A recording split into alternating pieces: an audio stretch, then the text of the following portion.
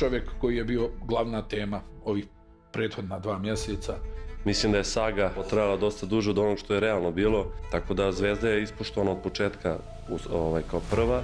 Ti si nekako igrač, to je moje nešto sa strane kad gledam, kojem treba lopta i treba minutaža. Jel griješim? Ja nisam imao pojma da je to tako nešto. Znači ona je mene hrabrila, govorila, sine, samo ti ostani igra i tako dalje. Ono što se tiče samog NBA, obično se tamo traže te mane igračima. Razmišljam šta raditi na ovu temu i da li se oglašavati. Čak i jednom Jokiću se traže mane, što je meni nerealno, zato što je to najbolji igrač koji sam ja u životu gledao. I mislim da i prošla godina je bila zbog toga uspješna jer smo svi došli i javili se.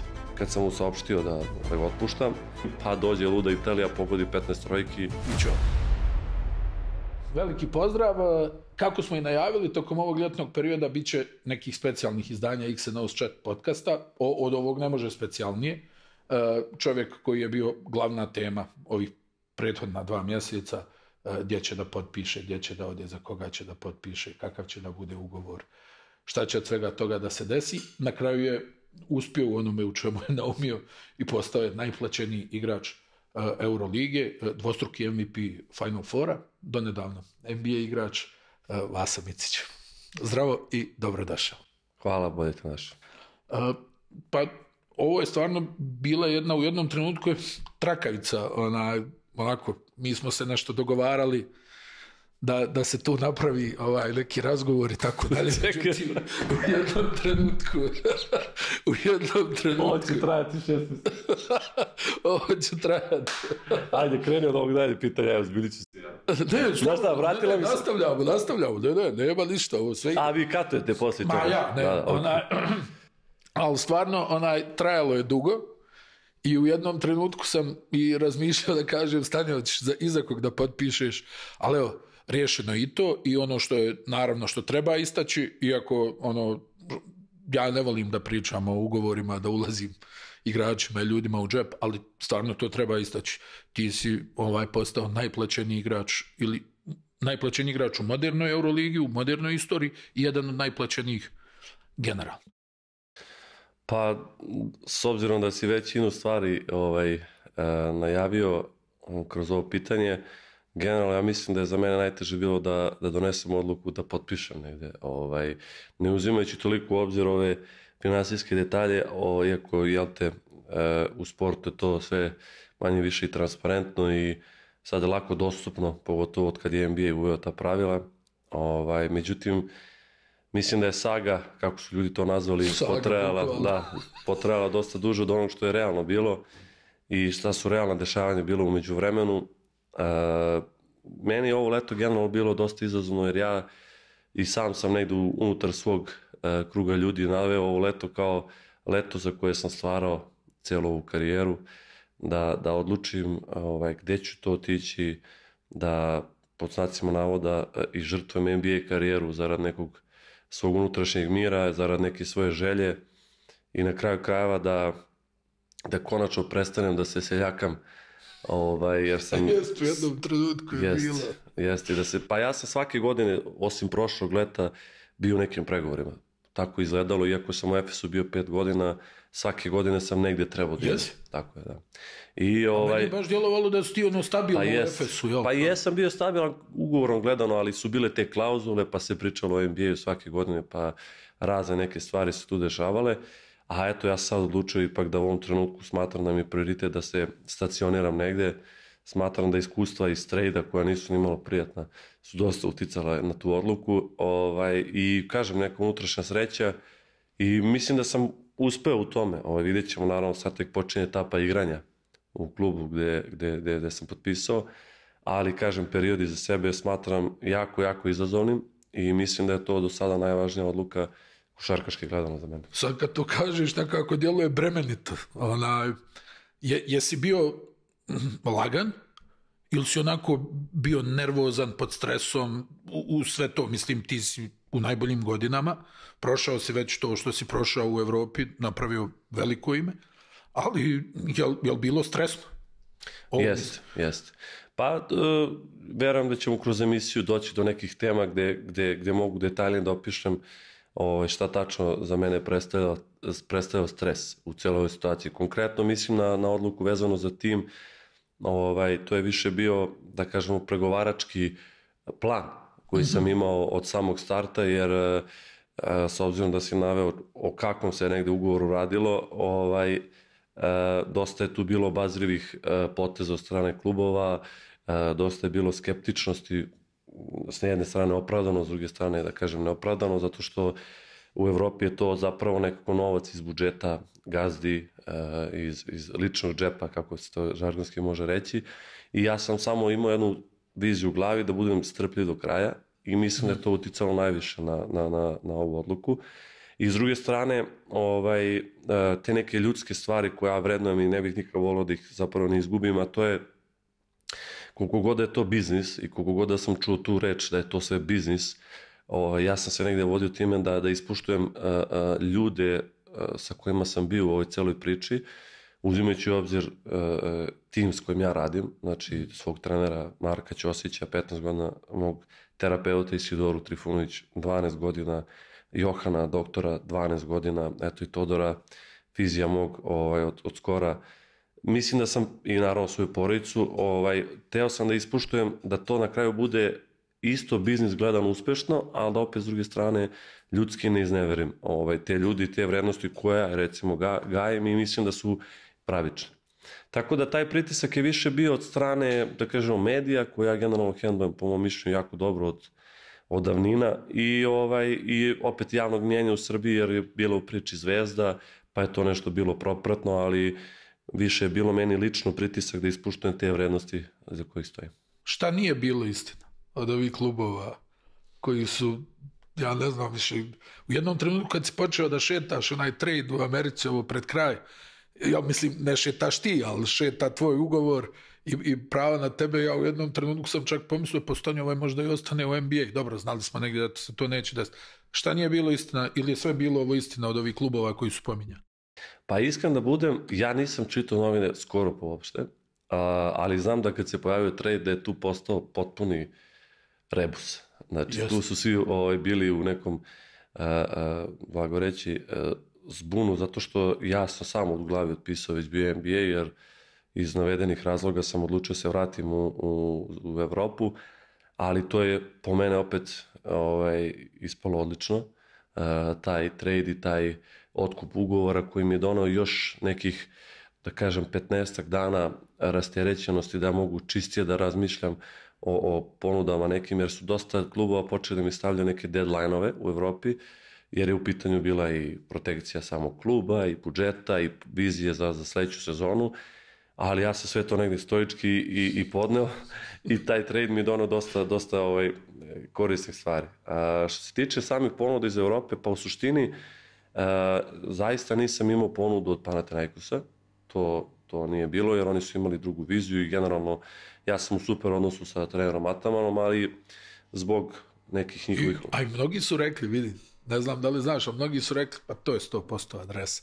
Pa jeste, da. Ataman tek stigao u Panathinaikos. Da, pa tad je bilo malo interesantnije, da. Sad su oni otišli u pravcu drugom i pošto, naravno, za druge klubove manje više to sve bilo istina. Neki su imali mogućnost da prate tu trku, da kažemo finansijsko, neki nisu, ali na kraju, eto, mogu slobodno kažem da su 4 ekipe bile, 5 u stvari, dosta intenzivne. To je bio Real, Hapoel, Olympiakos,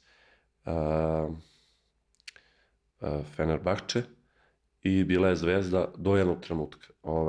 S tim da ja hoću da napomenem u ovom trenutku da sam ja prvi klub sa kojima sam direktno pregovarao, to je bila Zvezda. Iz razloga što poštujem naravno Zvezdu i ja sam iz Srbije, znao sam da to može se razvije u pravcu u kom se kasnije možda za sliku navijača razvila, to je da sam tu osjećao prvu i najvažniju odgovornost da se njima pruži prilika, da se otvore karte, da i oni čuju moje mišljenje, jer je moje mišljenje bilo vezano za veličinu ugovora i tako dalje, a da se opet ne obezvredi njihova ponuda i mislim da sam s te strane stvarno ispao na neki način fair i pošten prema celoj toj priči, zato što i ja lično sam osjećao tu neku unutrašnju želju kao laik, ali s obzirom da sad pravim ugovor svog života, da nazovemo tako, onda sam stvarno imao čistu glavu i sve vreme znao koja je moja vizija i cilj. Tako da Zvezda je ispoštovana od početka kao prva, kasnije tu neku privilegiju imao i Efes, jer je to negde moja duga kuća ili prva kuća. Pa, može se nazove tako. Onda ostalo je bilo stvarno u nekom odnosu mog agenta i klubova sa baš puno poštovanja i apsolutno nikakvih igrica pregovaračkih, već vrlo transparentno, što je na kraju pokazalo kroz delo. Hidratacija koja pokreće, vitamin B6 za fokus, od sada i bez šećera.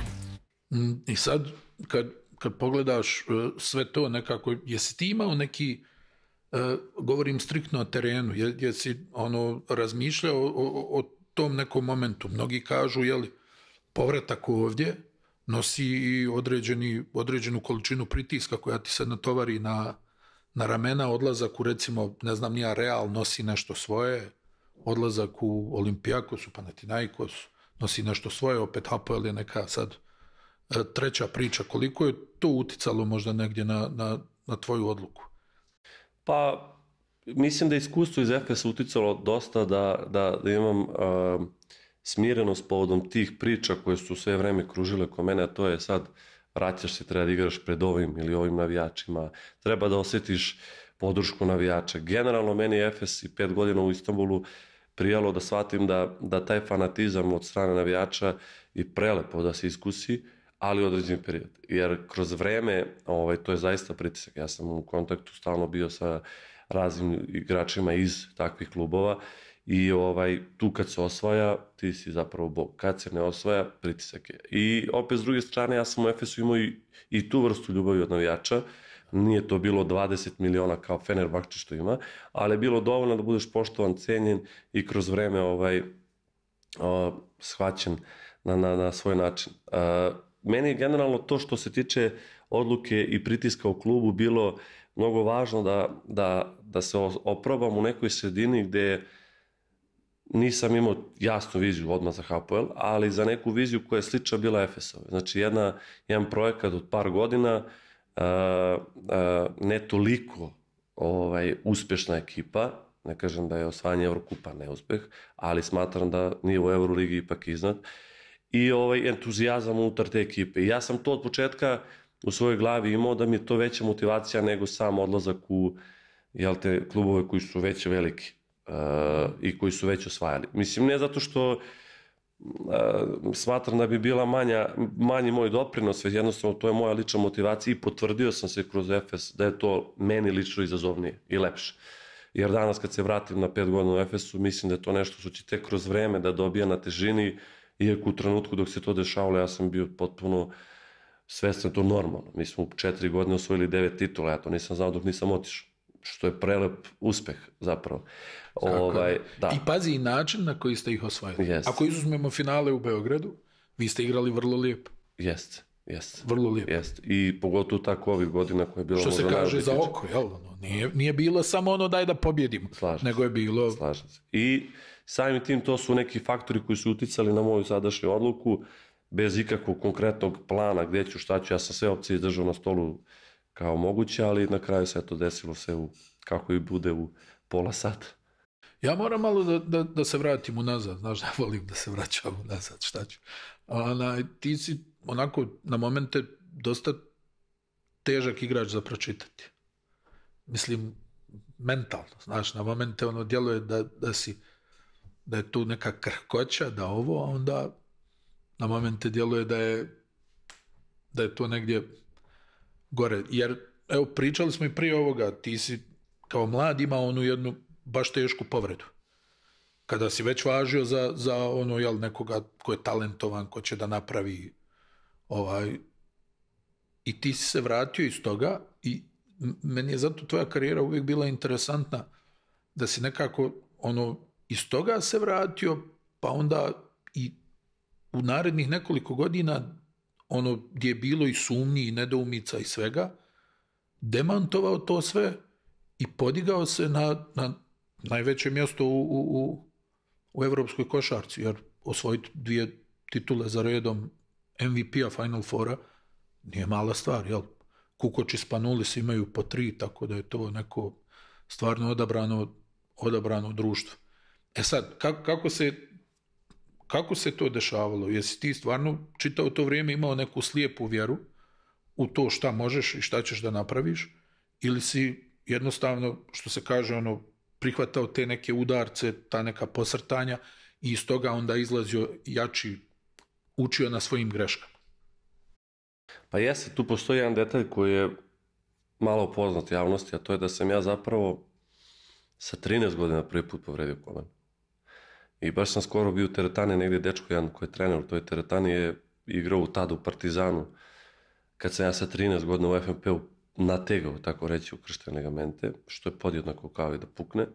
Međutim, s obzirom da sam imao 13 godina, ja nisam imao predstavu šta to znači tada u tom trenutku. Mi smo uspjeli nekako da izbjegnemo te operacije, sam ja tek počeo da rastem i tako dalje. Onda sam sa 17 pokidao, isto to koleno. Isto? Pa da, tad je puklo u Meki. Tako da, u suštini, te dve situacije su dosta odredile tok mog profesionalnog života. Jer u trenutku kad sam ja 7. razred osnovne škole, deca idu na ekskurziji i tako dalje, ja oporavljam koleno, vrištim od bolova i slično. U stanu, sećam se i reči jednog hirurga tada iz Novog Sada koji je rekao: dete, ja sam igrao odbojku, ali sam ostao nizak, možda bi ti trebao postaneš dobar učenik, pa da ostaneš u sportu kao hirurg. To su reči koje te obeleže, mislim, da se ne lažem, sad ih se sećam posle 18 godina. Tako da to su dve ozbiljne situacije u kojima sam dosta naučio i iz kojih sam verovatno i profitirao kasnije. Naravno, nisam profitirao u fizičkom smislu jer sam bio poprilično sakaćen. A fanatizam koji je kasnije me pratio je građen kroz skijanje. U skijanju sam bio jako uspješan, to je individualni sport. Ti si originalno skijaš, jel? Pa jest, to je moja prva ljubav. Alberto Tomba. Da, i tu sam uvijek gajio taj osjećaj ka pobedama, ka tom nekoj borbi, skijati na -20, u 5 se buditi, raditi footing. Jesi imao svoju disciplinu? Koja ti je bila disciplina? Veleslalom. Da, Veleslalom sam bio baš dobar. I uglavnom, da kažemo, te neke situacije iz ranog detinjstva su uticale da kasnije na taj najveći izazov sa 17 godina kada je stvarno pukla tikva. Ja sam tad bio u nekom velikom usponu.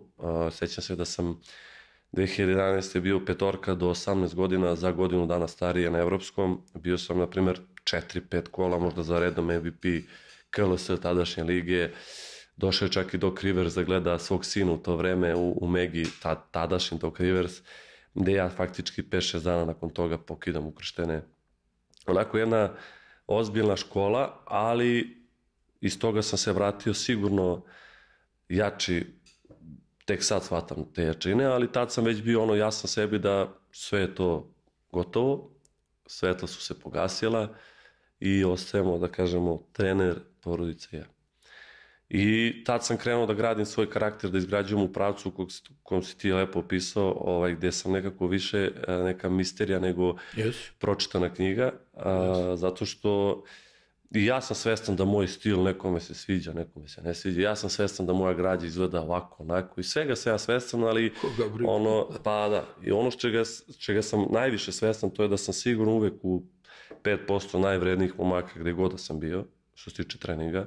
Ne kažem da sam ali sigurno sam pri vrhu. Ovo je sjajno rečeno, posebno za mlade koji dolaze. I to možda se potvrdi od strane svih ljudi. I druga stvar, ono gdje mislim da sam tada postavio stvari na svoje mesto je ta neka piramida ljudi kojima ja verujem. I to je nešto što bi ja generalno ikad, ako me neko pita od mlađih danas, jednom sam čak i klincu to i rekao, to je jedini savjet. Znači, grupa ljudi koje veruješ i u koju ulažeš. Ja sam ozbiljnu sumu novca uložio u svoje ljude u smislu bezuslovnog ulaganja. Znači, ja nisam imao predstavu gde će mene put navesti, ali moja spremnost da odem do Minhena na jedan dan da bi imao pregled kod Johana ili da odem kod Isidore da radim 5 puta nedeljno seanse, da s Ćosom Markom radim, da ni ne znam šta radimo, a da radim. To su stvari koje mislim da su kasnije se i tekako naplatile. I to je tad bila prekretnica sa 17-18 godina. Ono što mislim da je kasnije mene pratilo jeste upravo to što se zaista nisam osvrtao toliko na komentare. Imao sam još jedan strmoglavi pad posle epizode u Bayern, znači prvi odlazak preko, i mislim da mi je prekretnica Tofaš i deo Zvezde, kad sam igrao kod Deje, značilo dosta da shvatim brutalnost seniorskog sveta. Znači, surovost u svakom smislu te reči, a opet još jedna korisna škola. Tako da, iz tog perioda mogu kasnije kažem da sam krenuo da idem uzlaznom putanjem i evo dan danas se trudim da tu ostane. Znači, to mi je, pošto smo se mi uvijek nešto slučajno sretali, znaš, kao iza ćoška i to, ja uvijek se sjećam, kad si igrao za Tofaš, mislim da smo se sreli u Istanbulu slučajno, Final Four je možda bio nešto. I ja sam tad pomislio, ti si u Tofašu, kao, pa da li je to, znaš, kao, da li je to taj rang koji će da bude. I onda, za samo, recimo, 2 godine, ne da nije taj rang, nego je kako bi rekao, kao da si u jednom trenutku bio kao ovaj mali će da bude čudo, pa se desi povrede, pa se desi, ne znam, možda loša forma, možda ovo, ne znam, nije Bayern, ni ovo, I onda odjednom kao pomisli, pa dobro, možda je to. A u stvari, upravo vidiš upornost koja se ne vidi na tebi, ti nemaš baš neke one burne reakcije na terenu. Nemaš burne reakcije, ali možda nešto razmišljam, možda i činjenica da si imao te povrede, možda te i navela da ulažeš toliko u tu pripremu svega. Što nije čest slučaj među Evropom. Kod Amerikanaca možda da. Oni imaju taj individualni moment treniranja i svega. Pa jeste, meni su ta slobodna leta, kad god bih imao, kad ne bi bio pozvan u reprezentaciju ili kada bi imao, nebitno, eto i COVID je meni bio prekretnica karijere, da kažemo, najveća. Pričamo o sazrevanju i istasavanju nekog igrača. Ali uvijek sam koristio i godinu, to je sezonu tokom koje igram, a kamoli leto da radim što više mogu na detaljima. Ali što se tiče perioda iz Tofaša, tu se apsolutno slažem i tu postoji jedna interesantna anegdota. Ja sam taj Tofaš dobio, ja zaista verujem u Boga, ili eto, u višu silu, u šta god nekože. Sudbinu, tako je. I meni se to desilo potpuno spontano. I to kad se desilo, ja sam tad prvi put oberučke prihvatio ponudu koja je bila bez ikakvih planova, ugovaranja, predigra, viđanja nekih ljudi iz sveta košarke, savjetovanja. To je došlo, ja sam prihvatio i rekao sebi, ideš tamo na blanko i pišeš novu, da kažemo, etapu svog života, jer kad sam bio u Bayernu, na jednoj promociji igrača je čovjek koji je najavljivao sve nas, najavio tada Luku Štajgera sa 26 godina kao Junga Špila. Što u prevodu znači mladi igrač. Ja sam tada mislio da u 26. ako nisi u NBA-u, ti si pokojni. To ne postoji. A u stvari su me tada Nemci demantovali. I onda sam sebi rekao, čekaj, ti imaš 22 godine, ekstremno si mlad, gde žuriš, imaš sve što je neophodno, zdrav si i kreni svoju novu priču da pišeš. I tad sam ja uložio u to leto nenormalno sati rada i tad sam ja došao u Tofaš kod Orho Nenea koji je meni danas prijatelj, letujemo zajedno i tako dalje. Što ljudski, što trenerski. Koji isto za mlađi, da kažemo, bio playmaker. Tako je. Što ljudski, što trenerski dao podršku u celoj toj priči koju on uvek govori da je bila zaslužena. Ja sam te godine imao samo jednu tekmu nedeljno, što je bilo jako teško. A to ti je odgovaralo, a? Jeste, ja sam 6 dana toliko trenirao da dan danas, evo Uroš Trifunović je bio u Tofašu, oni slušaju i prepričavaju te priče, da li zato što su Turci mnogo lenji ili sam ja stvarno bio vredan, ne znam, ali apsolutno sam bio posvećen radu. I u toj sezoni sam imao jedan izazov ozbiljan. U trenutku kada sam bio MVP kola Turske lige u februaru 24. čini mi se, ja dan posle toga lomim palac šuterske ruke. Otvoren prelom. I tada je bilo, sećam se, 15 kola do kraja Turske lige, znači 15 utakmica. Meni je saopšteno da je oporavak između 12 i 14 nedelja. Kraj sezone. Najgora povreda ruke koja može. Jest. I to otvoren prelom, baš je bilo onako loše. Kako kažu, možeš bez svega osim bez palca, kad su i noga i ruka u pitanju. Jest. Daj Bože. I sva sreća operisan dobro u Minhenu, opet trenirao. Minhen, destinacija moja nesuđena. I vraćam se posle 8. Da. I zadnjih 7 kola sam možda bio, naprimjer, neću da lažem, ali možda u 4 MVP ponovo. Šutirao sam nešto nenormalno, trojke, 55%. Do te mere je bilo neprijatno da su zvali hirurga da pitaju šta si ubacio. Je bio kamera za pre mesec dana. Da, i mi ulazimo u play-off i ukrštamo tada sa Fenerom koji je svoju Euroligu i tu se vraćam, jel te, po ko zna koji put, jel te, dosta bilo sumnje u mene. I onda dolazi ta kasnija etapa sa Žalgirisom, ali ta godina je bila puna svega i te godine sam poslušao čak jedan savjet Marka Ćosića, trenera mog, koji inače i profesor na fakultetu. Kad sam odlazio, on je rekao, ajde idi u jednu sredinu gde ćeš proživeti sve tokom jedne cele sezone. I to je meni značilo mnogo, jer sam u sve izazove na putu imao jednu normalnu sezonu s usponima, padovima i završio je i naučio dosta o sebi. Jer pre toga stalno bilo nešto pripremljeno, projekat u Bayernu, propalitet u Zvezdi. Nije malo si preako, ali dobro. Kad sam dolazio je bio propalitet. Posle negdje tamo, jeste. Pa znam ja to, ja pamtim ko slon. I treba, ja to volim. Nije baš to tako lepa osobina, ali je istina. Ne, dobro je. Tako da ta godina i to iskustvo iz Tofaša je bilo baš bitno da bi se kasnije malo potvrdio kroz Tofaša. Znam da si mi uvijek pričao da se taktički oblikovao u Žalgirisu. Sigurno. Da je to bila ona škola skupa do duše, ali jel? Pa jeste. Ja mislim da ja nisam toliko skupo platio kao većina. Zaista to mislim. Zato što sad kad smo dobijali te nagrade u Abu Dhabiju, imao sam jednu lepu anegdotu sa Šarasom, gdje sam tek kasnije shvatio da sam malo možda preterao. Generalno od Šarasa ljudi zaziru i stvarno ima tu nenormalnu energiju i mislim da je to opravdano u većini slučaja. On je po mom mišljenju košarkaški genij. Moje mišljenje, skromno mišljenje. I nije samo tvoje. Međutim, šta se meni desilo konkretno u Žalgirisu? Ja sam zbog evropskog u Istanbulu preskočio pripreme u kojima zapravo on oblikuje igrače.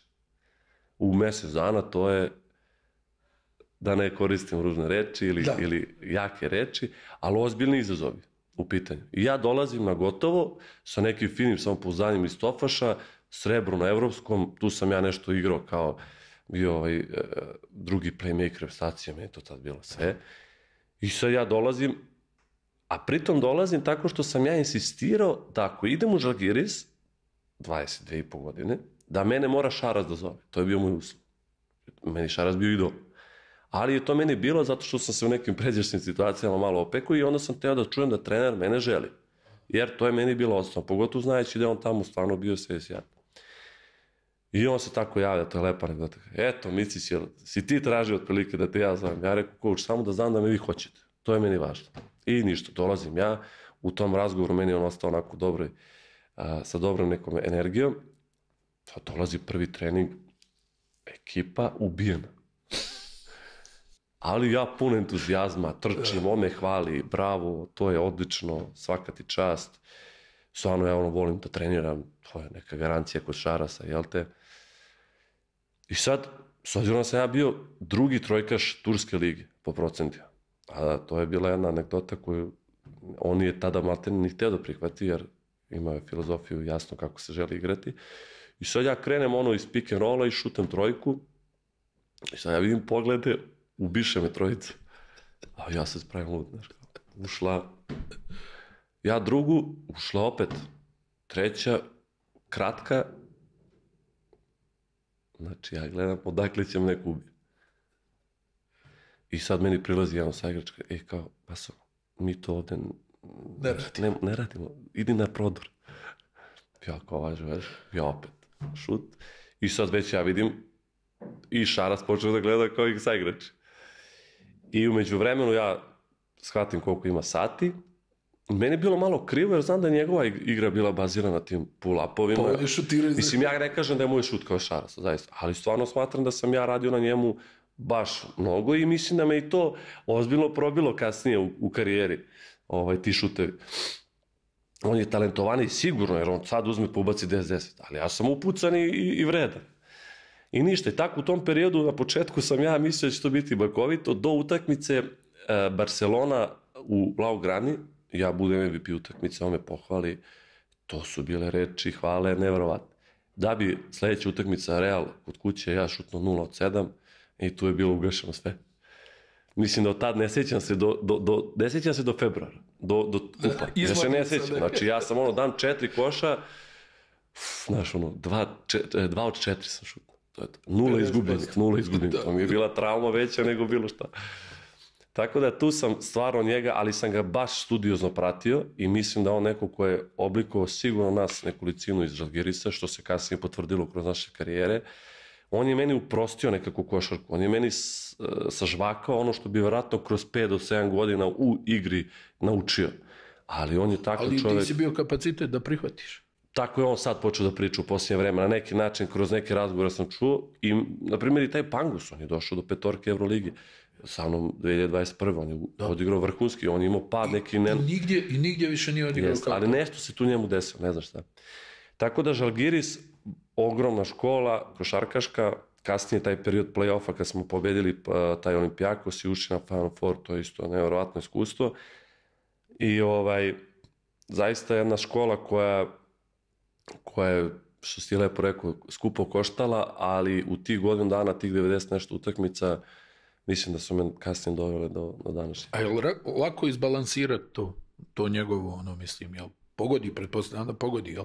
Kad on krene, da... Pa, ja sam... tad baš bio motivisan da objasni šta se radi pogrešno, kako treba, jel? Da, ja sam imao jednu situaciju koja nije što baš u prilog tada, nažalost, meni je mama tad bila bolesna, prvi put sam saznao i meni su sve reči teško padale. Generalno ja na dranje trenera baš loše reagujem, stvarno, i to je fair, i pošto ja to najavim sad gde god idem, ja to kažem, znači ne mogu to da trpim, mogu sugestiju, mogu kritiku, ali ne mogu to dranje i jednostavno ne želim, prosto jednostavno ne želim da trpim to.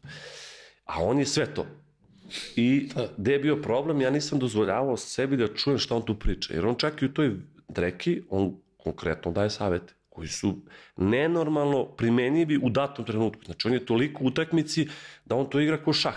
Znači on isplanira 40 minuta. Bukvalno, on samo traže da ti pratiš to što on hoće. Jer on se nadmeće s trenerom. Znači njemu nije nadmet... Da, njemu je igrač uređaj kojim on... Tako, sredstvo. I to je meni na početku, kad on krene da se dere, a bio sam baš ranjiv, ja sam imao ozbiljne reakcije na to. Neprijatne. Ja sam bio jako neprijatan u tih nekih... A i nervira malo kad imaš svoju ličnost, kad te neko koristi ko sredstvo. Jel, pa nisam ja sredstvo, daj ja nešto tu. Kod njega kažu 3 igrača uživaju, ostali su ovo. Ali ja sam se borio sa svim tim i radio uvek i sećam se, kaže on meni jednom, ajde sad je prošlo toliko godina već, pa mogu da pričam malo o ome, kaže on meni, ali nemoj da uzimaš pull-up 3.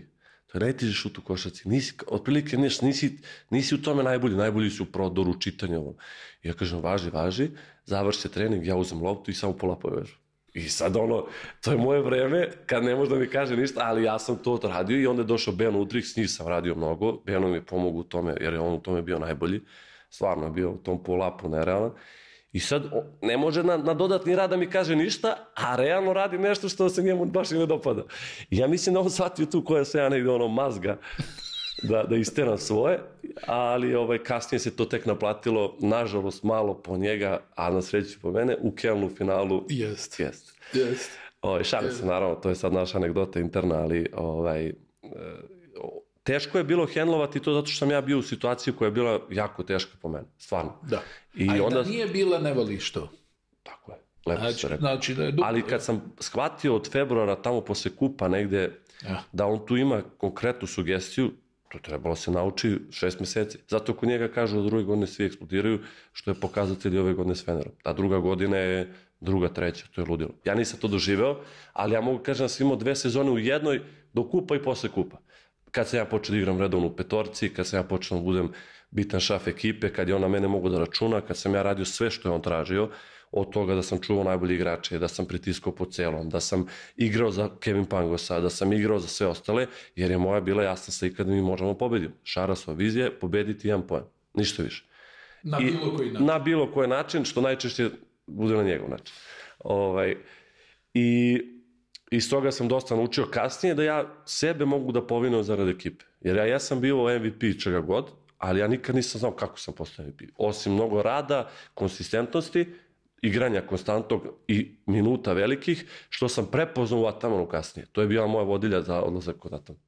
Da, ovo sad malo moram to da te pitam, jer to sad mi ovdje volimo da se šalimo i tako dalje, i uvijek će tako da bude, ali ti si napravio jedan potez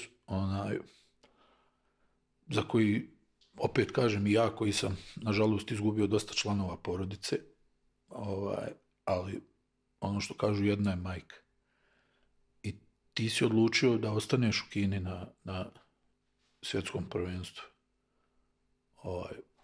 Aj sad kad si pomenuo da je već to, nisam znao da je to već bilo dok si bio u Žalgirisu, i kako si prelomio tu odluku? Pa ta odluka je bila, tu je prethodilo celo leto to. Ja sam imao jedan direktan razgovor sa Saletom Đorđevićem, gde sam ja njemu rekao tada, mislim, ja sad se vraćam filmu kako sam imao godina, jer sad neke stvari bi teže uradio nego tada, a imam više godine iskustva, u smislu neke zrelosti kojom sam ja tada pristupao celoj situaciji. Ja sam tada Saletu direktno rekao, pošto je to moja bila do tad najbolja sezona u Efesu, ne znam, finale izgubili od CSKA, pobedili Fener tadašnji u finalu Turske lige, mislim, ja sam bio, ne znam, čini mi se, druga petorka. Bilo je onako, po znacima navoda, za očekivati da Teo nije mogu da igra, Teo se povredio u tim pripremama, znači da ja negde možda budem ta neka prva opcija na playu. Međutim, to se stvarno nije na kraju desilo, to je sad priča za sebe, ali ja sam pre tog leta Saletu rekao otvoreno, vidim, malo mi je loše, 2 su opcije. Ili idem do kraja i bit ću srećan igrajući, nisam znao da će da premine tokom toga, bilo je loše.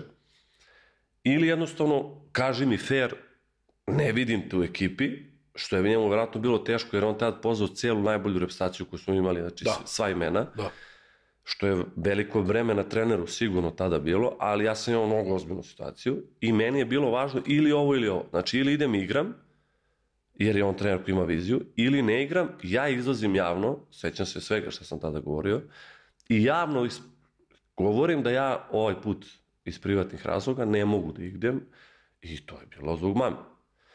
Međutim, on je tu meni tada rekao, otprilike ne brini ništa, ti Jokić nasleđujete ovu generaciju, stvarno, i Bogdan, dobro, Bogdan je bio najbolji strelac tog svetskog, on je već bio klasa za sebe, i ja sam poverovao u to. I to je delo, ja sam odmah vidio da to ne ide u tom pravcu. Kroz utakmice, kroz neke pripreme u Kini, ali jednostavno veruješ u to da će da se to negde desi. I nažalost, eto, mama je, što ja ponekad, eto, teška srca, luđem u ta dopisivanja iz tog perioda, ja nisam imao pojma da je to tako bilo. Znači, ona je mene hrabrila, govorila, sine, samo ti ostane igre i tako dalje. I onda je to bilo tad na putu za... kada je to beše bilo? Na putu za četvrtfinale, ne znam koji grad. Mnogo sveta. U busu sam bio, probudili sam. I to je bilo tako. Ja sam onda Saletu rekao da ću da ostavim da igram, da je to neka želja bila njena. Ali, šta znam, nekako to ne znam da objasnim. Eto, tako je bilo. Da. Jer, mislim, neka odluka, jesi razmišljao i u jednom trenutku da se vratiš? Pa nisam tad, znao sam šta mi je ona rekla i tu je bila kraj diskusije. I kako...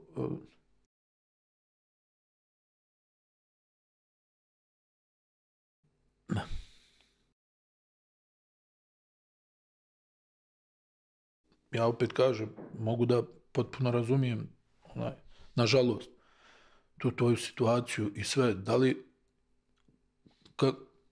kakav bude period? Meni se je dešavalo da ulazim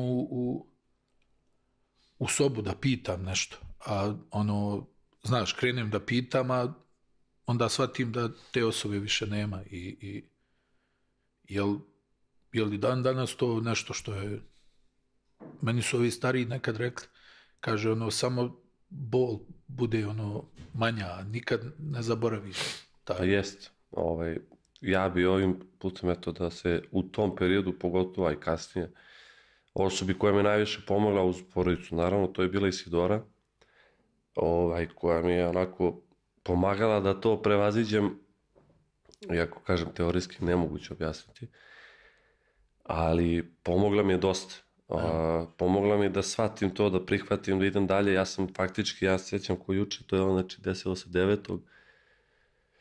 septembra, ja sam, čini mi se, 15. ne, 30. možda sam igrao već Super Kup protiv Fenera u Gaziantepu i bio najbolji igrač utakmice.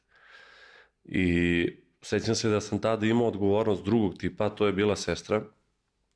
Ona je tu, mislim, ne može se opiše patnja, ali ko više, ko manje. Ali za nju sam imao najveću motivaciju jer sam vidio da ona, ako u meni ne vidi pokretača, da to ne znam koje su posljedice u pitanju. I to je bila ono moja vodilja do te mere da ona tek negdje u decembru tamo pustila meni poruku sestra zahvalnosti, jel te kao svaka ti čast, hvala ti na tome.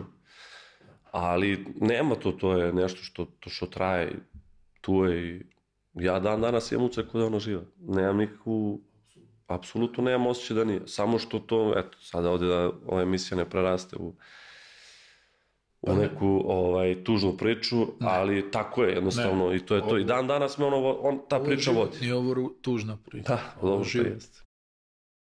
Reci mi, taj Efes, ajde da te pitam ovo, ti si nekako igrač, to je moje nešto sa strane kad gledam, kojem treba lopta i treba minutaža. Jel griješim?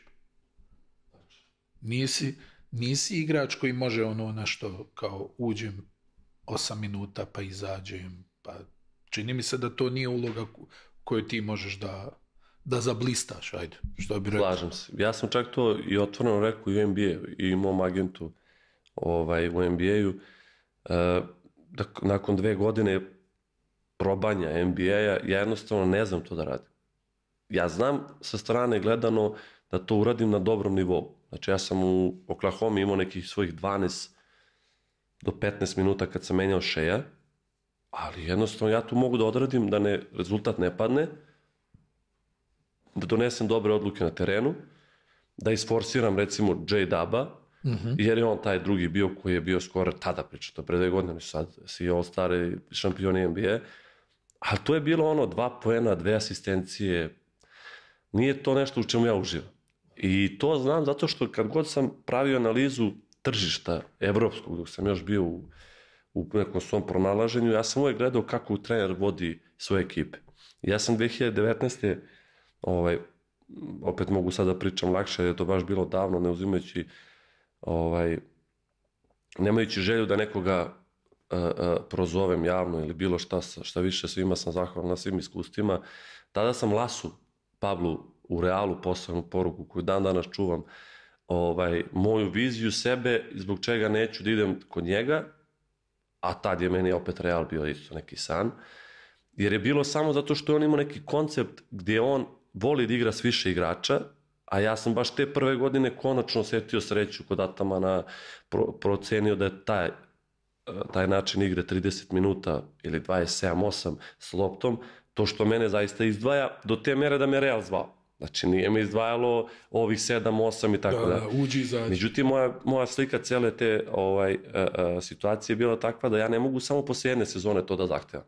Nego mi treba potvrda još jedne, pa kasnije još jedne, da sutra kad neko dođe na tržište, eto kao recimo 2021. se zna ko je Vasa. Znači, evo, baš kao i ti što si nazvirao. To se tada, ja mislim, potvrdilo. Znači, 21. je bilo, ukoliko neko hoće Vasu, on dobio to od njega. Pre toga je to sve bilo kao mutnom. Znači, možda može, tako je. I meni je to okej. Mislim, meni je to okej zašto sam ja imao viziju jasnu gde ja želim da dođem i mislim da to što tako igram i na način na koji znam da doprinesem pod tim stilom me dovelo da to možda sad leto budem najplaćeni igrač. Jer smatram da tako graditi karijeru je mnogo teže nego biti na tih 5 do 7 minuta, jer tih 5 do 7 minuta je suštinski rizik od greške da se umanji. Jer ja treba 30 minuta da ne grešim. Da doneseš ne znam nija koliko odluka, jel? 200 odluka. A sigurno ih donosim najviše na terenu. Znači ja sam u Efesu gde je bio Larkin sa mnom, Kruno, cijela ta plejada pretalentovnih igrača, ja sam imao tu loptu. Pa sam ja bio taj koji je smatrao, Larkin, za koga smatram da je talentovaniji od mene, on prvih 10 napada. Kruno prvih 5. Znači, ja sam čekao svoje iza, ali sam znao da je kod mene lopta. I onda sam mogao da tempiram... Da nahraniš njih, Jest. a da ostane iza tebe. I da na kraju, pored takve ekipe ljudi i igrača, dođem do tih nekih MVP-eva. Zato kažem da ja ne znam kako sam ih osvajao, da sad nekome dam recept. Ali ja verujem da kroz minute i strpljenje na terenu i taj svoj ludački rad koji je donosio meni samopouzdanje u datim situacijama, je mene dovelo do toga da bez jurenja dođem i do tih individualnih priznanja. A suštinski sam ja mnogo više bio timski igrač. Kad se pogleda priča iza svega toga. Da. A to je upravo ta analiza koju si ti rekao. Znači ja sam stvarno takav igrač i generalno u NBA kad sam došao, meni je često napominjeno backup playmaker. Ja nisam bio srećan. Jednostavno, jer znam da je sebično, je možda pomalo arogantno da kažem, ljudi, ja mogu prvog da igram, jer će ono mi kažu, pa da, ti čuvaš. Ali bez toga nema ništa. Ali ja sam ceo život sebe razvio tako. Znači ja sam siguran da u Euroligi ima i talentovanih i boljih skorera i sve ostalo, ali na kraju balade kad podvučeš crtu, nešto drugo govori. Pa to, tako da je to uticalo na odluku za NBA. Ja sam shvatio da tamo, ja kad sam imao recimo 30 minuta u Charlotte, na primjer, evo sad ove sezone, meni izvuča neka statistika, nešto 16 poena, 7 asistencija. To je ozbiljna statistika za playmaker. Kako ne? Bez veze, ali sam imao 25 minuta. Sad kad se vrati Lamelo, Trey Mann, ja nisam ni u rosteru. Što je bilo okej. I to su projekti kluba. Ali ja kažem, ja sam i tu potvrdio moju teoriju da samo tako znam. Bez ljutnje. Vidi, sad mi je to interesantno. Recimo, ja sam često s Dejanom Bodirogom pričao, pa što nisi otišao u NBA, što? I on kaže, stani, ja da idem negdje da budem eksperimentalni igrač, za kao, a ja ovdje sve osvojio, ne znam, i sad da mene tamo neko kao testira, kao jel za 12, jel možda 8 igrač u rotaciju, ne pada mi na pamet. I to možda prije nekoliko godina nisam shvatio. Ali evo sad i na tvom primjeru, sad mi se skroz okrenula filozofija, znaš, pa što bi ja išao u NBA kad sam ja bukvalno tata ovdje? Ne znam, u Panathinaikosu, u Efesu, u Barceloni, u Realu. Znači, na tom nivou sam padre, što kažu. I što bi ja sad išao tamo negdje da me nešto kao provjeravaju, može li on, da li ima pull-up, da li može, ne znam, u tranziciji da sačuva i te neke zakonitosti koje važe za NBA. Šta je kod tebe bio pokretač da odeš u NBA? Pa iskreno, ja znam te priče od mnogih igrača. Znači, ne samo, ja sam Dejanovu priču čuo i tako izokola, ali recimo priču Teja Spanulisa, ja sam tu direktno čuo tih ljudi. Ja nisam teo da imam taj ego do te mere, jer sam generalno svestan da mi je sve došlo nekako bez puno planova. I ostavio sam sebi to dečije da budem zaintrigiran novim izazovima. Do te mere da sam otišao baš kad nisam teo da idem. Ja sam najviše teo 21. da idem i tu je bila neka ponuda, međutim ja sam tad dobio tu neku... Šta je to bio Chicago, jel? Nije. Ne, Oklahoma je bilo. Oni su uzeli moja prava. Oklahoma imali su prava, da. Međutim, to je nešto... To sam ja razmišljao da bi ti bio idealan za Chicago, izvinite. I kasnije sam uvek tu želju ostavljao živom, zato što, opet kažem, i to sve što se dešavalo nije programirano bilo meni, pa kao sad ja znam, sad isto, na primjer, vraćam se u Evropu, pa kao 3 godine ugovor, znači 2. godine napadam Euroligu. Ja nemam predstav što će se desiti. I uopšte ne obećavam, znači ništa. Trudit ću se da budem zdrav, super na treningu, primjer na svim mogućim poljima i od mene dosta. Ko je bio spreman da donese to da plati, platio i sad idemo dalje. Tako i ovamo. Ja sam ostavio tu priliku sebi i kroz ugovor. Ja sam u Efesu imao te klauzule za NBA, zato što nisam želeo da budem toliko zadrt da sve to gledam baš iz perspektive znate vi šta sam ja u Evropi uradio. Nego baš teo da bude onako dete koje bi da to proba. I onda je Sam Presti došao u Barcelonu te 2023. Imali smo prelep razgovor i ja ne znam šta sam ja njemu tu rekao i šta sam ja uradio, ali on je tada ostao pod utiskom da on smatra da ja zaslužujem šansu u NBA-u na pravi način. Ja sam imao neke uslove svoje. I moj agent Jason Reni tada, koji je mene zastupao u NBA ligi, je mene tada zvao i rekao, ja mislim da ovo može da upali, a ja sam u tom trenutku imao druge neke ponude nijotkud u Evropi. Ja sam na toj prekretnici bio do te mere da sam ja na kraju odustao opet od NBA. Ali izgleda da je Sam imao neku svoju viziju, smatrao je da takav profil osobe, pre bih rekao, igrača, može da bude validiran na pravi način u NBA-u, što ja nisam kasnije opravdao kroz karijeru samo, ali ulaz u NBA je bio... Nisi imao šansu. To je okej, ali ulaz moj NBA je bio zaista poseban, što se tiče veličine ugovora, što se tiče odabira od strane koje organizacije, šampiona današnjih, najjačih GM-a u ligi. Oni su organizacija bez mrlje, tu nema šta da se... I ja sam sebi dobio potvrdu, i ja sam dobio potvrdu da je to moje sve do tad uloženo imalo smisla, jer mene je prepoznao takav čovjek. Tako da, ja sam ostavio sebi prostora da se oprovam tamo, zato što sam i drugu jednu viziju imao, iskren da budem, a to je, sad mogu o tome da pričam otvoreno, a to je ti dok si u Evropi i dok igraš za određen novac. Dobro. To je najčešće upoređivano sa novcem iz ove sredine. I suštinski prebaciti neku cifru je nemoguće, pa makar bio back-to-back MVP. Zato što sve gazde međusobno komuniciraju, GM-ovi komuniciraju, iako ti imaš recimo x novca, ja ne mogu da budem 3 puta x. Ja mogu da budem x plus 15%. A moj odlazak u NBA je zapravo očistio moj market value. Dobro. To je sad već lukavstvo. Pa dobro, mislim, ja sam... Da se vratim na onu samo kratku temu, operacija kolena, 17 godina. Ja sam tad uzeo potpuno svoju karijeru ruke. Znači, mene su zvali u Tofašu basketpedije. Ja danas isto pravimo šalu od toga u reprezentaciji. Ja sam sve znao o košarci. Ali ne sve kao ko ide u levo, desno i te stvari, nego kako živi, kakve su im rutine, gde treniraju. Znači, ja sam ušao u detalje zato što nisam želeo da me više ništa iznenade. Znači, od fizija, doktora, gde su najbolji lekari, gde su najbolji hirurzi, iza prst, leđa, ovo. Pitam sve, da. Ja sam bio pitalica. I kasnije je to dovelo od toga da sam ne tako slučajno u ovoj poziciji. Jer sam ja imao prvo i osnovno košarkaški argument, to je da sam igrač, i to su uvek, tu se najviše ulaže, u košarku. Sve drugo je bilo propratno i moj neki kapacitet koji može iznese to uz sve to. Da bi kasnije dovelo i do ovoga. Znači, ja sam uvideo šta je uradio Mirotić, ja sam uvideo šta je njemu donao NBA, ja sam uvideo sve te neke stvari koje su meni značile, jer ja sam imao svoje neke snove, i radio sam na tome. Ja sam 2 godine svesno bio NBA. Iako to košarkaški nije bilo zadovoljavajuće, ali ja sam tu sačuvao telo, ja sam naučio mnogo, otvorio nove vidike, promenio 3 organizacije, igrao s KD-em, Devin Bookerom, Shai Gilgeous-Alexander. Mislim, to su igrači koji samo vidiš da su ljudska bića, ali liga za sebe.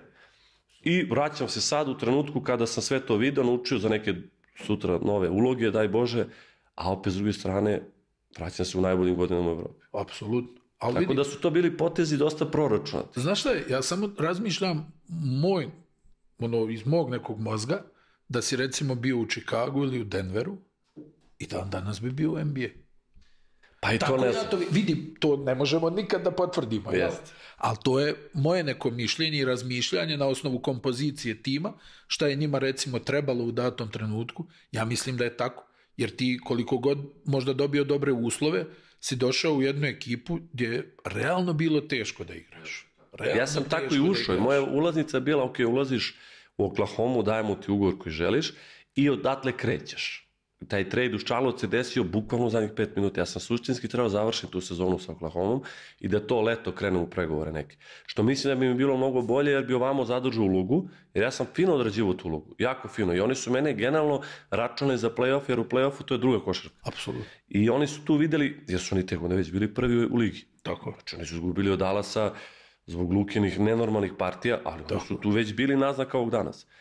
I onda I zato što nisu mogli da pogode sa distance. Istina, ali to je opet sve škola, to su 22 godine momci, mislim, strašno. I taj odlazak tamo je bio isto na neki način logičan i smislen, ali kasnije ti tradeovi koji su desili, čak i epizode u Charlotteu su meni donele lepe iskustva. Prva utakmica protiv Memphisa kad sam bio tradovan, kad nisam imao pojma ću igram, ja sam već tada napravio neku utakmicu koja meni obeležila karijeru na pozitivan način. Neki kao 18 pojena, 9 asistencija. Ja se ne sjećam te utakmice. Ja to jutro došao, 3 sata putovao, polupam, ne znam gde udaram. Kaže coach Cliff kao, večeras počinješ. Gdje počinje? Gde je žurka večeras? Gde je DJ? I sa te strane mislim da sam tu dobio taj neki prostor da se malo naigram. Da, malo, ja. Jeste. To leto kasnije gde sam ja očekivao možda da negde odem, coach Lee je mene zvao i rekao mi bismo te hteli, to je ispalo na kraju ne tako slavno, zato što mislim da on nije do kraja znao ko sam ja, ali je imao najbolju nameru, to 100% mislim, jer je on izvanredan čovek. A još smo pričali o tebi, ja mislim. Ja? Pa ono finale Boston Dallas kad je bilo, evo rekao, dolaziš tamo. Jeste. Upravo si, on je stvarno onako izvanredan, ali mislim da to ta neka neslaganja. I s druge strane, ono što se tiče samog NBA, obično se tamo traže te mane igračima. Ne može ovo, ne može ono. Čak i jednom Jokiću se traže man, što je meni nerealno, zato što je to najbolji igrač kog sam ja u životu gledao. Ikada, naravno. Međutim, ja sam i to prihvatio. Ja sam i to shvatio kao izazov, ne znam, close out odbrana, 1 na 1 opstati odbrana. I onda sam napravio sopstvenu analizu, rekao, pa čekaj, mi imamo Josh Greena, najboljeg odbranog igrača u našoj ekipi. Pa njega prođe Gremlin 5 puta. Pa to nije sramota. Ja sam rekao tada treneru, vidi, ja sigurno, ako me staviš u ulogu, gde ja mogu da budem pokriven i da ja mogu ispoštovan, ja zbog svog ega i ponosa da nekom tamo ne dozvolim da od mene pravi dar Marija, što ja primim 5 faula. Rekao, sam mi dozvoli da negde pokažem to, jer ja neću dozvoliti da meni 5 Jordana, ako ne mogu da čuvam Šeja, dignem ruku i ne mogu, a njega ne može čuva niko. Mislim, ja sigurno mogu da čuvam solidni igrače, to sam potvrdio, jer su oni meni izvlačili posle te procente u jedan... Ako će vam pošteno, koga na tom nivou može da čuva, šta kao da ne da koš, pa mislim, to su priče za malu djecu. Ali ja sam prestao, jer meni to bio ozbiljan teret. Jer kad krenu da ti traže mane, to znaš da je jedan od puteva da te skloni. I onda sam ja digao ruke od toga, počeo da igram svoju igru, ja sam čak imao malo i problem, da kažem, psihološki za šut. Ne da nisam kao verovao u šut, nego, znaš, nisam skroz otvoren, pustim dodatni pas, oni kao šut. Jel ti daleka bila NBA trojka? Pa posle par sprinteva jeste. Da, jeste. Kad je šutiram iz driblinga, ne, ali one spot-upove kad čekaš, daleka. I dosta sam promenio šut u NBA. Jesi? Jesam. Imao sam sreću s jednim čovekom da radim u Charlotteu i nadam se da će da se isplati.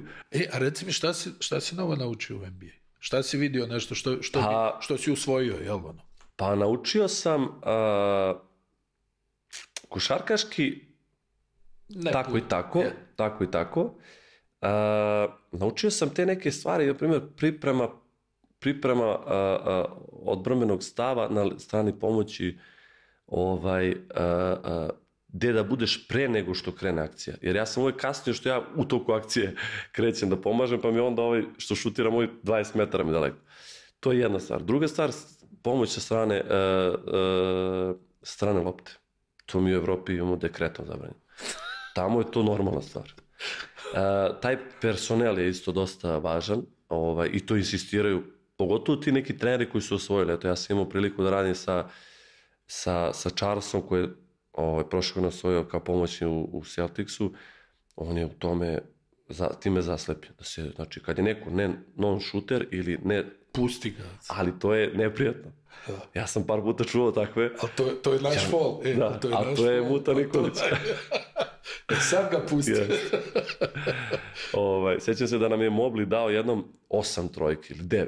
Joj, prenosili smo tu. Jedva smo izgubili. Jeste. Ali on je otvorio 6-6. Koji nije gledao šut za 3 poena do unazad ove godine. I poluvreme dolazi i kaže Charles, ok, malo jači close out, ništa sad jako. Ja se mislim čovječe 6-6. Ubi nas ovo. Ne. I Grant Williams tu digne ruku, ništa. I na kraju je ga utakmica. Sa takvim Clevelandom. Tako da je, eto, tako neke stvari. Istrajnost u tom personalu. Ali to je opet šaras ovde, s moje strane gledano, šta sam prošao, to je šaras na neki način u Evropi, da sam ja nešto prošao s nekim. Istrajnost u toj viziji košarkaške. Da.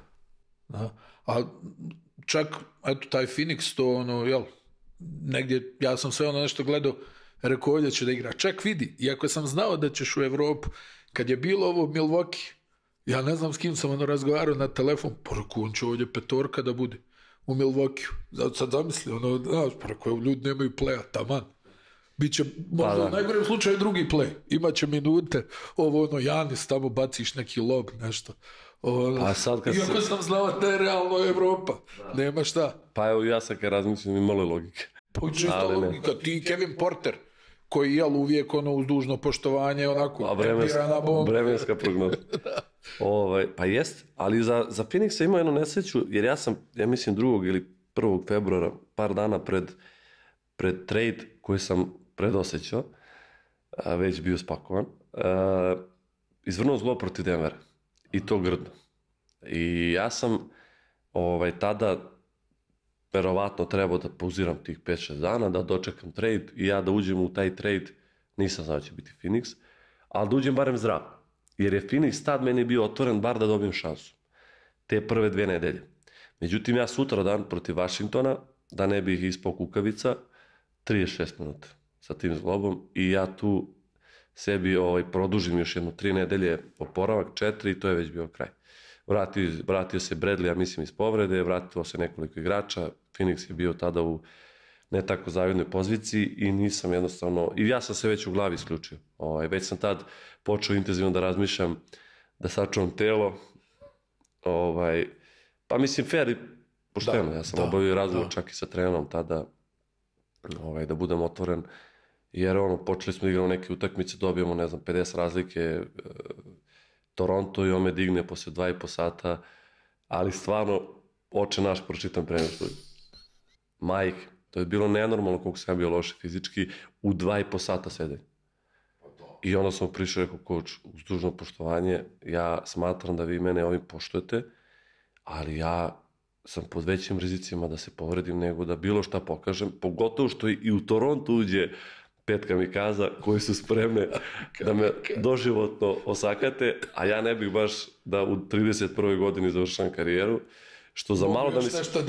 Tako je, što za malo da mi se desi protiv Bostona. Boston se je dobio 40 razlike u Phoenixu i ubacili su me na kraju i ja sam, baš sam bio onako nepristojan na terenu jer sam samo dodavao. Znači, kako je prim pustim. I sad svi su bili, pošto su znali ko sam kao igrač, srećni da vide ja nešto možda uradim. A ja samo napred, nazad ne menjam pravac. Jer ako promenim pravac, sve puca. Od šorca do loža, do svega. I u jednom trenutku izlazimo s nekog time-outa i neki broj 55, neki ruki, levoruki, ti možda znaš ta imena. Shireman. Da. Vidim ja čovjek 300 na sat. Bijelac. Da. 300 na sat ušao da dokaže svojih 5 minuta i to je fair i pošteno, on se dokazuje. I mene stave na njega. I ja ga čuvam, sad pogledam 50, na primjer, razlike, 52. I on je neki out ispod koša i on kao, kao Kita, onaj centar, kao Kita. I sad ja znam da on će da ide na drugu stranu. I ja mu stanem na drugu stranu, se zakucu mene, ubije me čovjek. I ja ga guram toliko nepristojno. I kažem, šta ti je čovječe, 50 razlike. I sudija meni svira faul. Neki iskusi sudija. I meni toliko to iznervira da mene počne da radi na ego, da ja sad stvarno počnem da igram. Ali znam da ne mogu. I ja ovako prilazim sudiji i rekao, I don't want to play. I don't want to play. Ja me čovjek gleda ovako. Nemoguće da je moj faul. Znači, ja nisam hteo da igram i vi ste mi donuli faul. Zašto? I tako jedna anegdota i prilazim i sećam se Monte Morris. Brate, it's okay. Leave it, kao 52 razlike. Tako da su bile neke anegdote na taj garbage time, tako da eto, malo šale, ali i to je neko iskustvo. A reci mi, Booker Durant, pošto mnogi sad pričaju kako je moguće da je Phoenix bio ovako loš, tako dalje, hajde, nije to sad tema, ali da li oni su, toliko isto posvećeni, ti kao neko ko voli trening, da li su njih dvojica igrači koji isto tako vole trening i taj neki moment? Pa Kevin Durant to nisam nikad vidio, zaista. Vidio sam, Bogdan je isto fanatik, ali ovo je poezija. Znači, mi smo imali jednu scenu, a u 10 sati je bio shoot around, i ja nikad ne vidim KD-a, dođem u halu, on već papučama. Ja razmišljam, a meni se treniralo, tad nisam imao vremena na tim gostovanjima, malo mi bilo i glupo da pitam. Oni stvarno poštuju kad hoćeš da radiš, ali sve se to gleda kroz hijerarhiju. A ja sam imao super odnos sa Brent Berryem, on je moj bio trener i razume mentalitet svih nas od svojih prostora, ali nije mi predložio da mogu da idem tim prvim autobusom kad ide KD. A KD ide u 8. Sam. I trener. I ja od tog trenutka počeo da idem s KD-em. To je strašno. To stvarno nikad nisam vidio. Čovjek ne zna promaši. I taj način na koji on radi, koji je to fokus u tim godinama, koja je to eksplozivnost. Ok, on sad radi one krajnje delove šuta. U sve povrede koje ima. Ja to nisam vidio šuta, zaista. I prelepo iskustvo za mene. Potvrda još jedna da tu ništa specijalno, osim talenta koji je Bogom dan, osim tog rada. Što je taj pull-up, znači, pull-up do smrti. Jeste razgovarali tu? Jeste, i baš smo imali jedno kad sam ja... On voli da priča o košarci. On je, na primjer, iznenađen koliko njega nisu koristili u Phoenixu kao primer toga što radi. Znači, ti mlađi, bio je taj mali Ryan. Dan. Da, on je volio trenera s KD-em. Jer KD ima često tu neku, taj body language neprijatan, a zapravo je pitom čovjek, zaista. Ali jednostavno to je neka protekcija njegova, imao svoje razloge što je takav, ali on vrlo otvoren za razgovor i tako dalje. On je ekstra inteligentan. On je, kad je bio povredio taj zglob, ne znam po koja utakmica bila, mi smo to u par navrata razgovarali, njegova vizija košarkaške na totalno drugom nivou. Od razumevanja, mislim, nije ništa slučajno, i pored rada. Analiza protivnika, ja gledam nekad njegove treninge sad na Instagramu, na primjer, on radi vežbu kako da se oslobodi lopta od udvajanja. To je vežba njemu. Znači, nije vežba pull-up za 3, nego vežba kako kad ga udvajaju da na razne načine pusti dodavanje. 37. godine. Čovjek ima 2,17. Znači, da li... Vidi preko koša. Pa da, ali on kao pinta dole pa pusti, mislim. Svaki čas, stvarno. Da. On je stvarno broj 1. Booker je izvanredan momak, ali drugačiji.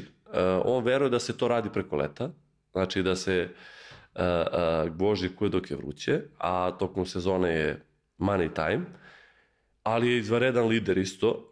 Bio je malo u senci, ali ne pogrešno smislu, nego on zaista poštuje KD-a toliko da je malo bio u senci da on svoje liderstvo koje je poprilično dobro, on je dosta za tim, za uključenost svih igrača, nije mogao da sprovede jer KD je mnogo veći od cele te priče.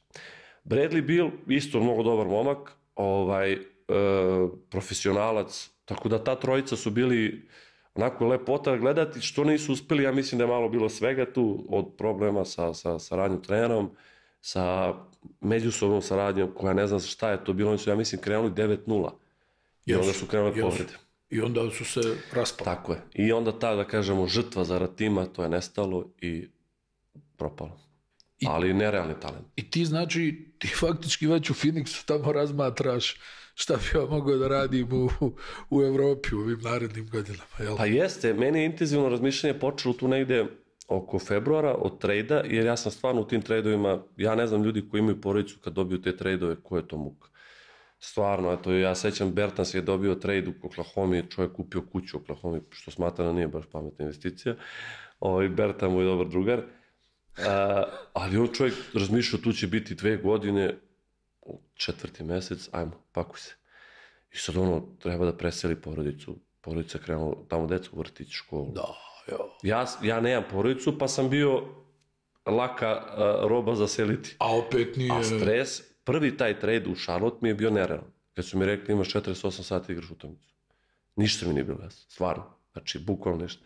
Drugi sam bio pripremljeniji, ali sam shvatio da ovo, ako još jednom doživim, počeći iz mene da izlazi sve najgore, što ne bih volao da bude zapamćeno u NBA ligi, ipak treba sutra da podržim neko dete u odlasku tamo, a o meni će se pričati drugačije. I tu sam već počeo da pripremam glavu za Evropu. A reci mi, jel ti neko pomagao, ajde i ovo da te pitam, jel ti neko pomagao gdje ćeš da živiš i to, kad si došao u NBA, kad krenu ti trejdovi, jel pošalju nekog iz kluba da ti daju neku preporuku, možda bi ovdje trebao da iznajmiš stan ili kuću ili si prepušten sam sebi u potrazi za smještaj? Pa to je interesantno za NBA ligu, ja sam doživio 3 različite organizacije. Jedna koja je sve na svetu, Oklahoma, najbolja, i da kažemo ima tu 2-3 sigurno, ali oni su kao organizacija. Postoje organizacije koje su jako dobre, ali zbog igrača koji imaju su unapređene. Recimo, ja mislim da je tako Golden State. Da je zbog igrača još to dignuto na nivo. Ali da inicijalna organizacija, možda San Antonio koji sam čuo da je dobar, ali Oklahoma, to je strašno. Onda Charlotte koji je bio u potpunoj reformi. Znači oni su tad otpustili 50 ljudi za poslije novog GM-a i oni sad idu u pravcu. Sve. Gazde su odlične, taj Rick je lud sa košarkom, lud. Čovjek je svaki dan na terenu i to je posvećeno svakom čast. Znači ja sam u njemu video opet tako uspješne biznismene, a opet tako nečim posvećenim kao što je košarka. Mislim, oni to opet gledaju kao biznis, ali opet on dolazi svaki trening, svaki dan. Ne može biti slučajno. Tako je. Oni će sigurno biti, oni sad prave najbolji facility u NBA ligi, oni imaju svoju viziju. I konačno su, čini mi se, i pogodili ove mlade igrače. Ja stvarno mislim da će to biti kroz, evo da ne bude da predviđam bilo šta, ali za Oklahomu sam rekao pre 2 godine u nekim mojim internim krugovima da će to biti to, stvarno, jer ja sam proživao s tim ljudima. Znači ja sam znao šta znači kad Shea dođe svako jutro prvi na trening. Ali ne jednom pa 3, svako. Pa onda dođe za njega J-Dub, pa dođe Chet. Pa dođe Isaiah Joe, u 6 uveče šutira svoje šuteve koje ubacuje u 70% navrata. Znači to je strašno. I onda dođeš ti s pull-up. Pa dobro, nije bio tako loš, u par navrata. Pogotovo protiv Oklahoma. U 2 utakmice. Šalim se. I onda sam video Phoenix, koji je standard, znači u top 5%. Nije najbolja možda, ali oni su u tom vrhu. Što grad nije tako loš, što... Klima idealna, osim ljeti. Taj novi vlasnik isto fanatičan za koš. Spreman da potroši, da. Pa to je potvrdio ja više pričam o organizaciju. I lepo iskustvo da vidim da i to tamo nije sve kao što ovdje ljudi misle. NBA, sve isto. Ne. I tu ima tih razlika u organizacijama i mogu da kažem da za te stvari koje sam mi pitao su najčešće zaduženi ljudi iz agencija koje te zastupaju. Ja sam imao sreću da je Jason zaista ponudio najbolje meni koji nisam najplaćeniji igrač agencije, ali zaista od početka smo izgradili jedan izvanredan odnos koji nas do dan danas prati i mislim da je on i poznat u NBA-u po tome što voli da zastupa internacionalne igrače, u tome nešto on vidi kao motivaciju i on je taj koji je meni pružio taj servis. Tako da to je više ide od agencije. Vidi, kad si sad pomenuo agenciju, ti si u jednom trenutku, koliko sam shvatio, sam pregovarao za svoje ugovore, što je stvarno raritet u današnje vrijeme. I čak znam i u jednom trenutku nisam ni bio siguran ko te zastupa. Pa i oko toga, hajde ovi klubovi što su bili, koji su bili zainteresovani za tvoje usluge, nego još s druge strane tu je bila gomila nekih menadžerskih agencija koji su ili pokušavali da stupe u kontakt s tobom ili stupile u kontakt s tobom. Tako da, koja je sad tu priča? Jesi ti sad samostalan u smislu pregovora ili svega ili te neko zastupa? Šta se uopšte tu dešava? Pa, ova tema je zapravo tema koju ja već sigurno 5 mjeseci želim želim da podelim sa javnošću ili ti razmišljam šta raditi na ovu temu i da li se oglašavati. Zašto? Zato što to je jedna onako kompleksna tema koju ću ja probati da danas što prostije prenesem i što kraće. I generalno bi počeo tako što bi se zaista zahvalio mom bivšem agentu Mišku Ražnatoviću za 4 godine u Megi, koje su doprinele meni velikim delom. Ne mislim da je to bilo jedini razlog zašto sam ja kasnije prerastao igrača u kog sam prerastao.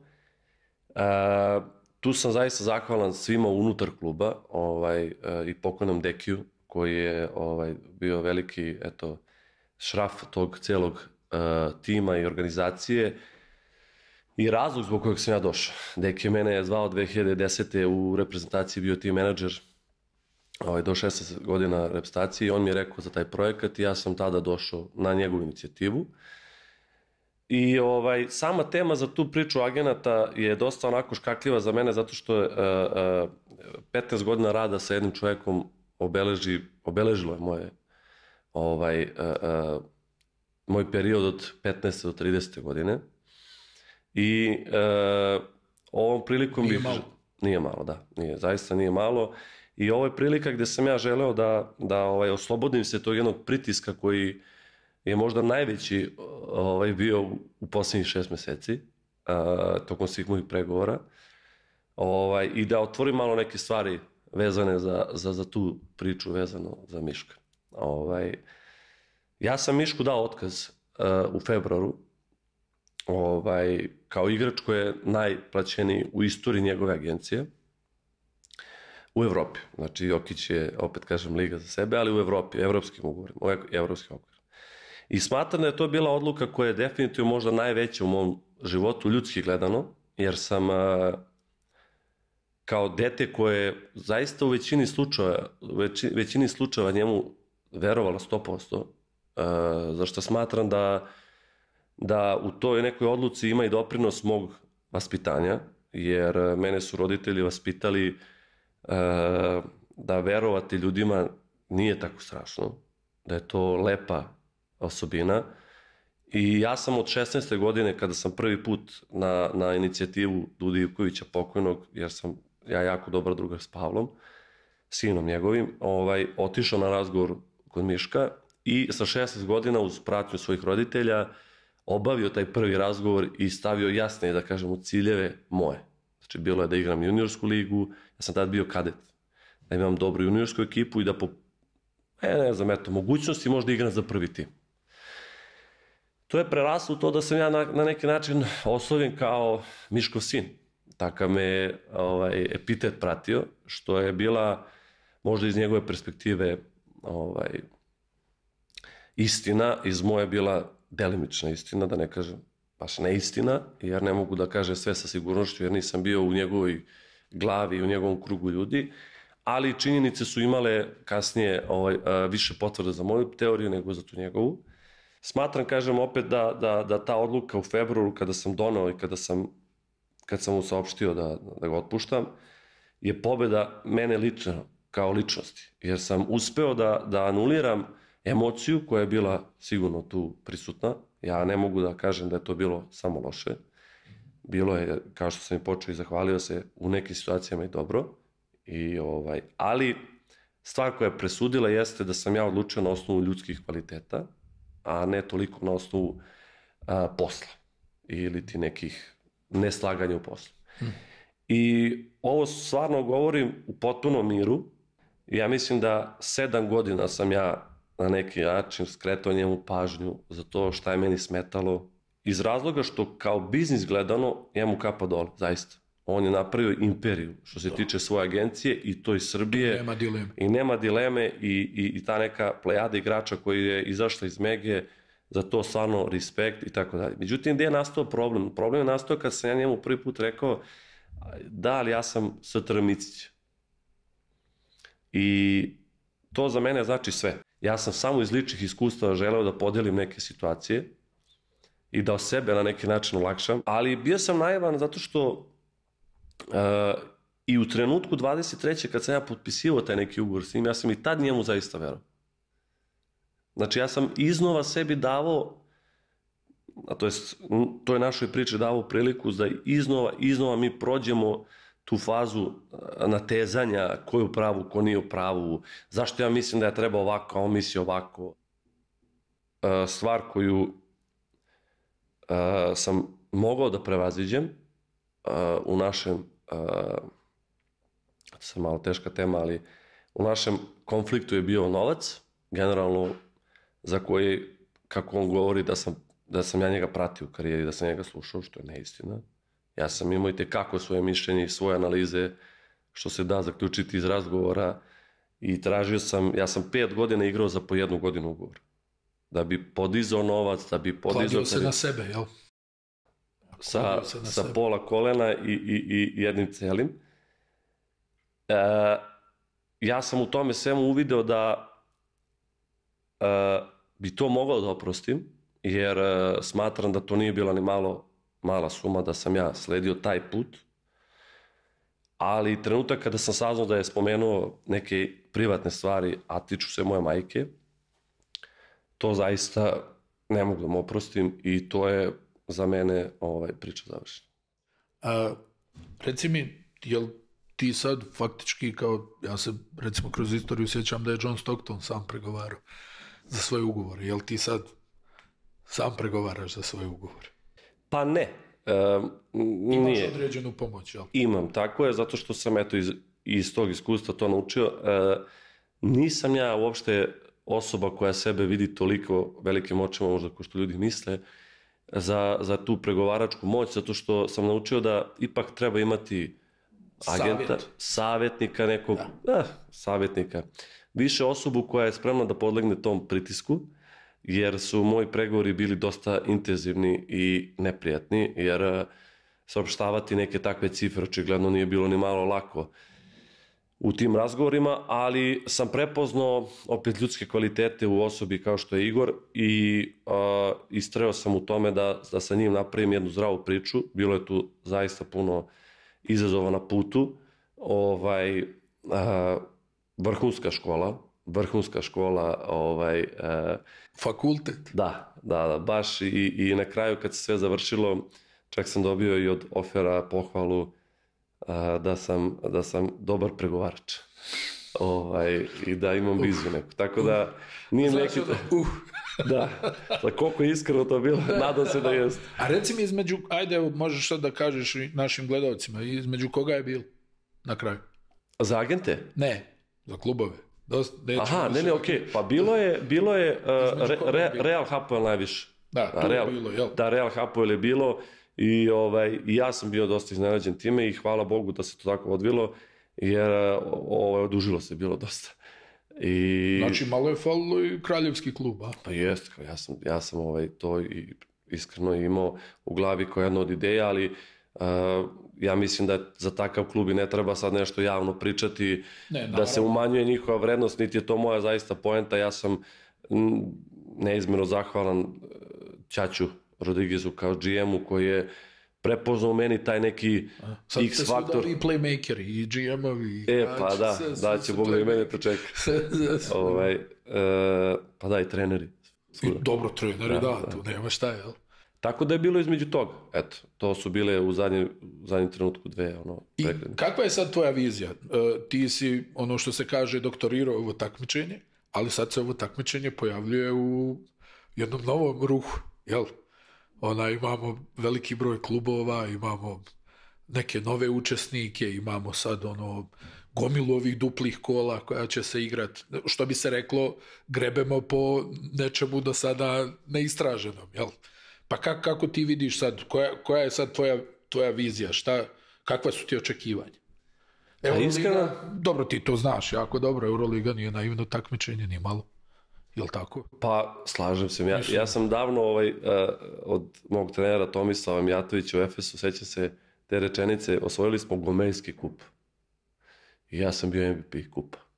Ali ja sam mislio kup pred sezone, sad to niko ne zapinje. A onda je Tomislav tada inače jedna posebna osoba, najpozitivnija osoba koju ja znam. Stari moj, pusti to, treba biti MVP. Treba osvojiti. Tačno. Istina. Tako da ja ne da ne podcenjujem nijedno takmičenje, zaista pristupam svakom maksimalno profesionalno. Ja se osjećam kao da prvi put treba da debitujem iskreno u Euroligi, što se tiče nekog ushićenja i entuzijazma. Pogotovo što je priča vezana za Hapoel za tim koji je Novajlija, verovatno će razni pogledi biti uprti u nas. S jedne strane, verujem, sa dosta respekta, zato što smo napravili finu ekipu. Sa druge strane, može neko će biti malo i podcjenjivački nastrojen. Ne verujem većina, ali zašto da ne? Svako ima pravo da gleda na nas kako god želi. Ali mislim da unutar same ekipe će biti dosta kvaliteta i stafa i igračkog kadra. A sama Euroliga sa 20 timova, to je bilo najavljeno baš dugo. Još iz perioda kada je bilo 16. Jest. I nešto čini mi se bilo za 22 tima, tako nešto 22. Bilo i to. Da. Čak u jednom trenutku možda i 24, ili sam ja više ishalucinirao brojeva. Što meni drago da se ispoštovava ta neka vizija i ideja Euroligije, da ipak raste takmičenje, da se utiče na ohrabljenje klubova da ulažu, jer danas sa ovo mene NCAA kompeticijom, NBA, da ne pričam, zaista nije lako oformiti takmičenje kvalitetno da bude primamljivo gledalcima. Ali mislim da će i ovi NCAA malo da povuku ručno. Ovo je sad ne znam. Eto, ti možda znaš bolje, ja to ne znam. Ne, ali razmišljam, znaš, malo su ovo stvarno sulude cifre, Pa da. Da pomisliš da se vratiš u koleđ, jel? Eto, ti nisi bio na fakultetu. Možda si trebao na Duke. Možda si trebao na Duke umjesto Oklahoma. Da se obrijem i da odem da promenim krštenicu. U svemu tome vidim perspektivu jako dobru Eurolige i ja samo nadam da igrači neće, žargonski rečeno, izginuti od broja utakmica, jer je i u NBA-u primetno sve veći broj povreda i u Euroligi, možda ne toliko povreda, ali pad kvaliteta tamo kad se svi umore je primetan, nema rotacije, veliki pritisak na trenerima, treneri nisu mađioničari da vade igrače ko nekada, teško je naći igrača danas pouzdanog. Mladih nema vas. Mladih nema. Mislim, i možda im i ne daju.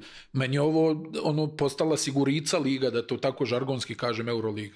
Nema puno rizika, jel? Pa teško je zato što su treneri pred velikim izazovima, jer ti danas u jednoj nedelji možda odigraš 4 utakmice, a da ne kažem u 2, 8. I izgubiš sve 4 i već si tamo negdje do špijunke došao, jel? Već si do vrata. Tako je. A onda bolje malo sigurica pa jest. Nego herojstvo. Tako da ne znam šta će biti u toku sezone sa novim formatom. Biće mnogo putovanja, samo odlazak do Dubaja će biti od ovih španskih, a i većine klubova. Pa Madridu je bliže do Bostona da ode da odigra. Mislim, šalima se malo, ali tu je negdje, jel? Tu su negdje. Ako vetar puše, dobro. Da, ako pogura, lijepo. Tako da ne znam. Ja verujem da će biti dobra Euroliga i sad kad sam bio u Abu Dhabiju, delo onako ljudi entuzijastično i uzbuđeno, zato što se sprovelo mnogo stvari što je dosta delovalo nemoguće u početku. I podrška je verovatno svih klubova projektu. Mi nemamo bolje na ovom kontinentu i mislim da treba budemo pozitivno nastrojeni da podržavamo, a ne da tražimo mane. Ma igra se ozbiljno. Ja stvarno, ti znaš koliko ja volim NBA i sve, ali Euroliga stvarno igra se preozbiljna košarka. To samo lud čovjek može da kaže drugačije. A reci mi, sad ćemo vidjeti nešto novo u tvojoj igri, evo rekao si malo da si šut promijenio i to, ili ćemo da vidimo dozu ovog što je i do sada bilo? Jesi dodao nešto novo? Pa ne znam. Mislim, nemoj da otkrivaš, znaš? Ma nemam problem, ja... To sačekaj 2 kola dok te skautiraju, da. Pa nema sad ovaj AI zna bolje od mene šta mi je kvalitet šta nije. Pa ne znam, ja ovo za šut sam rekao više jer sam u jednom od razgovora davno sa Bogdanom neke stvari naučio da je on čovjek koji je vrhunski šuter, promenio svoj šut u NBA, ja sam mislio da je to stvarno nepotrebno, jer to je Bogdan koji je šutirao 50%. Prolazi kroz gvožđe, jel? Međutim, negdje sam razumeo logiku razmišljanja kroz vreme provedeno tamo i ima tu neke logike zaista. Šta, u kom smislu? Da moraš brže da šutiraš? Brže, eventualno niže, oni nemaju potrebu za toliko visokim izbačajima, zato što je daleka trojka, bitna je brzina, bitna je ta neka... Da te ne zaljepe to. Osim Joke koji šutira, ne znam odakle, čovjek šutne sa 15 metara. I Jak je toliko... Teško je da se iznese taj šut pod umorom. I eto to, onda neki detalji, baš sam skoro pričao sa ovim jednim trenerom, koje sam uvideo oko tehnike šuta, što deluje malo ono da bi bilo apsurdno menjati u 31. godini šut, ali ja volim da sam tako otvorenog uma, da uvek nešto pomalo, ne menjam sad stil skroz, ali Adaptiram se na vreme, adaptiram se na godine i adaptiram se na to što mi pričinjava igru da bude laka. Meni je uvek fenomen taj Luka Dončić, ja to u životu nisam vidio čovjek od 18. On sigurno do 50. možda igra. Mislim, Jokić isto, ali Jokić ima nerealan size. I ovaj dečko ima size, ali on, sam gledao baš kad smo igrali Phoenix Lakers, to je kao da igra ono sa osobama iz vrtića, stvarno. Da. Umiri ritam. Veliki jak, da. Uvede čitav utakmicu u svoj ritam. Da. I komentariše sa ovim iz drugog reda, sa onim gore što loše muziku pušta. Znači, stvarno za veliki respekt. Da, a reci kako se to promijenilo, jel? Njih dvojica koji igraju na jedan skroz drugi način od onog što je bilo uopšte prihvaćeno u NBA, jel? Pa jeste i promjena tih visokih mršavih centara, ala Chet Wembanyama, tih nekih atleta, taj mali Aleksandar Sar, isto dobar talenat. To je očigledno budućnost, ja mislim da je budućnost u tome da više nema pozicija, generalno, znači to je sad svako mora sve da zna, svi driblaju tu lotu, svi imaju lepe izbačaje, svi koliko pogađaju, to je diskutabilno, ali sve to izgleda lepo na oko, što znači da se razvije u tom pravcu. Ono što mislim da sam kroz NBA naučio da koliko je nekad odbrana bila važna, danas je mnogo važnija, jer imajući u vidu kakvu ekipu stopila Oklahoma sa 5 do 7 konstantnih odbranbenih vrhunskih igrača. Koji su u faulu se... Ali to je vrhunski, verujte. Znači, veruj mi, to je... Ne znaš koga da pozoveš u pik. Znači, kao zovu Šeja da ga napadaju, čovjek ima, ne znam, 2.15 raspon ruku, IQ neverovatan. Jalen Williams kojeg ti pominješ, ja mislim da on nema 190, ja mislim da on niži od tebe. Jeste, ali ima... Ali raspon ruku je 2.20. Da, ali meni najveći fenomen, Lu Dort. To nikad nisam vidio u životu. Stvarno. Čovjek ima 105 kila, 193 i takav lateralni hod, trk, šta god. Kao baletan.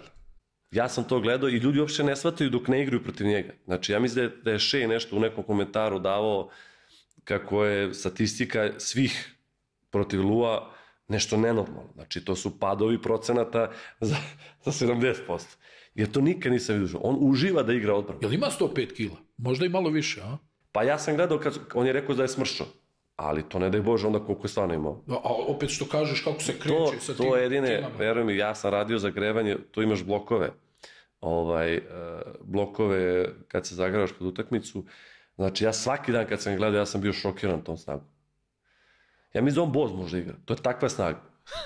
To su takva kočenja. On prolazi kroz blokove, znači nerealno. Armiran iz globovi. Da. I uživa u tome. On uživa da te pobedi kao odbrambeni igrač.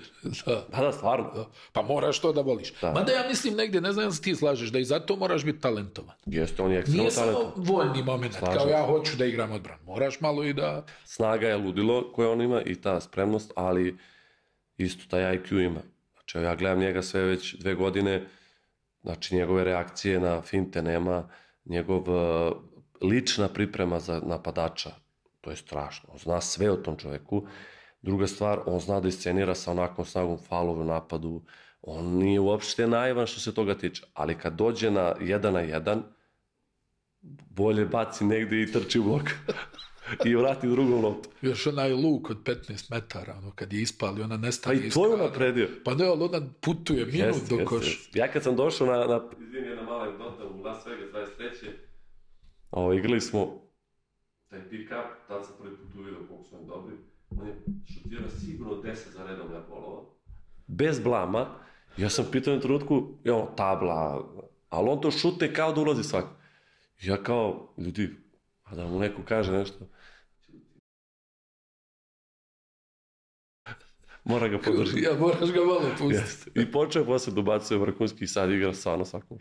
Da te pitam, naravno, za kraj ovog zaista izvrsnog razgovora, reprezentacija, evropsko prvenstvo, na olimpijskim igrama je milimetar nedostajao do finala, vjerovatno i do zlatne medalje, ali ovako nije loše. Jedna od najboljih utakmica što ja pamtim, internacionalnih, ono što se kaže, on je reprezentativni stvarno. Ludilo jedno i sad evropsko prvenstvo gdje je reprezentacija Srbije, pa ne mogu da kažem, treneri se odmah ljute, ali stvarno favorit, s obzirom da bi trebali svi da se pojavite i odazovete, tako mi djeluje u ovom trenutku da će da bude, Pa kako ti vidiš to reprezentacija i sve ovo što se izdešavalo i šta misliš za ovo evropsko prvenstvo? Pa prvo i osnovno mislim da će biti lepo ako svi odozovemo. Ja zaista ne znam, nigdje nije izašao taj roster. To se nešto krije. S razlogom, verovatno. Ja uvek kažem da kroz vreme, ja igram od 19. znači 12 godina sam već... Staž ozbiljno. Pa staž ozbiljno, nisam bio redovan toliko. Imao sam epizode kad nisam igrao, ali eto, da tad sam debitovao. Ono što je sigurni pokazatelj da kad god se tim gradio od igrača koji su u tom trenutku raspoloživi, sa kvalitetom naravno, rezultati su bili uvek vrhunski. I ja smatram da je to ta neka karma, neka sila koja je nepisano pravilo da ne treba siliti. I mislim da i prošle godine je bila zbog toga uspješna jer smo svi došli i javili se. Znači bez nekih najava, ok, jasno je da je Jokinovo odazivanje broj 1 tema uvek, ali ja smatram on toliko dobar dečko i toliko lep uzor za sve nas i mislim, on je mlađi od mene, ali i ja učim od njega za mnoge stvari, pogotovo i mlađe nadolazeći, da njegov odaziv nikad nije baziran na tome jel on hoće ili neće. On čovjek uvek voljan da igra, ali ima svoje razloge i to treba poštovati. I ja sam to više puta i ponavljao, ali mislim da prošle godine kad smo se mi okupili, prva energija je bila prelepa. Druženje je bilo nezaboravno u više navrata i mislim da je to najveći motiv ove godine. Jer i ta medalja prošle godine je zapravo prva medalja moje generacije, naše generacije.